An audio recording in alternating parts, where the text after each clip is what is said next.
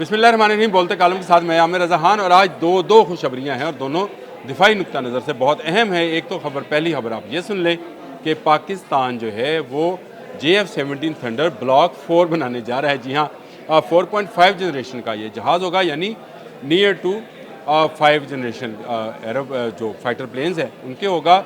और ये भी मैं आपको बता दूँ कि भारत के मुकाबले में बहुत ही जदीद है। भारत के पास इस वक्त जो जदीद तरीन त्यारा है वो राफेल है, जो कि फ्रांस का बनाया हुआ त्यारा है और 4.3 जनरेशन का वो जहाज़ है, जिसके मुकाबले में अब पाकिस्तान ने ब्लॉक 4 के लिए काम का आगाज़ कर दिया है। ब्लॉक 3 हम पहले ही बना रहे हैं और उसके लिए हमने गाहक भी ढूंढ लिया, यानी अज़रबैजान, नाइजेरिया, म्यांमार और ममालिक जो हैं, अर्जेंटीना भी उसका गाहक है, वो है। लेकिन अब जो है पाकिस्तान एरोनॉटिकल इंजीनियरिंग जो है नए जहाज़ की तैयारी का आगाज़ कर दिया है। बहुत ही अहम डेवलपमेंट है कि ब्लॉक 4 का ये जहाज़ जो है ज़्यादा नहीं लेकिन किसी हद तक स्टील टेक्नोलॉजी का जो है वो हामिल होगा, जिससे बहुत सारे रडार्स जो हैं वो काम नहीं करेंगे। AISI जो उसका रडार है वो भी लेटेस्ट होगा और इसमें BVR मिज़ाइल जो हैं जिनको कहा जाता है कि बियॉन्ड विजुअल रेंज मिज़ाइल जो हैं, यानी बहुत दूर से मार करने वाले मिज़ाइल हैं, जो कि 280 किलोमीटर तक मार कर सकते हैं, एयर टू एयर और एयर टू सरफेस, यानी ज़मीन पर भी और फ़ज़ा में भी।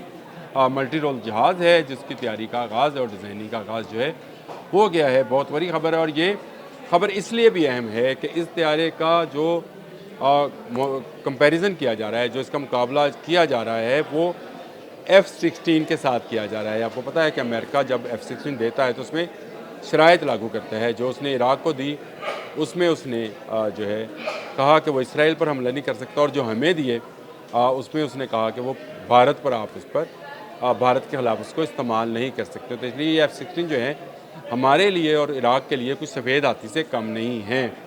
चले हमने तो इससे जान नहीं छुड़वाई, लेकिन इराक़ इससे जान छुड़वाने लगा। ये मेरी वो दूसरी खबर है जो मैं आप तक देने जा रहा हूँ कि इराक़ अपने F-16 की जगह पर गौर कर रहा है कि वो पाकिस्तान के JF-17 थंडर ब्लॉक 3 जहाज़ों को जो है वो परचेज़ करे। 12 के करीब ये जहाज़ जो हैं वो परचेज़ करेगा और उसके लिए जो अभी तक तहमीना आया है वो $664 मिलियन का है। $664 मिलियन का तहमीना लगाया गया है, यानी $6 बिलियन बनेंगे तकरीबन। ये उनका तहमीना है और ये लगाया गया है, जो कि ये 12 जहाज़ ख़रीदने के लिए खर्च करेगा। कम खर्च बालानशी, यानी कम कीमत में इतना अच्छा जहाज़ ना यूरोप से मिल सकता है, ना अमेरिका से, ना रशिया से।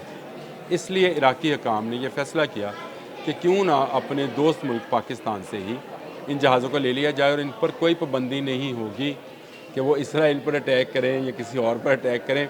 इस तरह की कोई पाबंदी नहीं होगी। मिडल ईस्ट के तमाम ममालिक इस वक्त JF-17 थंडर को इस्लामी जहाज़ कहते हैं। और मैं याद होगा आपको कि मैंने एक व्लॉग भी किया था इस्लामी जहाज़ के मुताबिक, और मैंने ये कहा था कि सऊदी अरब में होने वाली नुमाइश में बहुत सारे इस्लामी ममालिक ने इस पर जो है वो दिलचस्पी का इजहार किया है।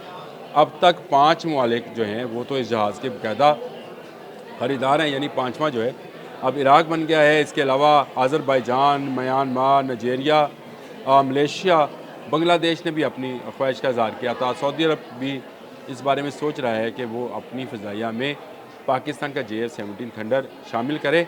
और एक लैटिन अमेरिकन मुल्क भी इसमें शामिल है जो कि अर्जेंटीना है, जिसका ख्याल है कि उसकी एयरफोर्स को इस वक्त JF-17 थंडर जो कम खर्च बालानशीन वाला जहाज़ है वो चाहिए, और इस तरह का जहाज़ जो है वो पाकिस्तान ही फ़राहम कर सकता है। और इसीलिए पाकिस्तान ने अपनी एक्सपोर्ट को देखते हुए अपनी टेक्नोलॉजी को मज़ीद इन्हांस करना शुरू कर दिया है।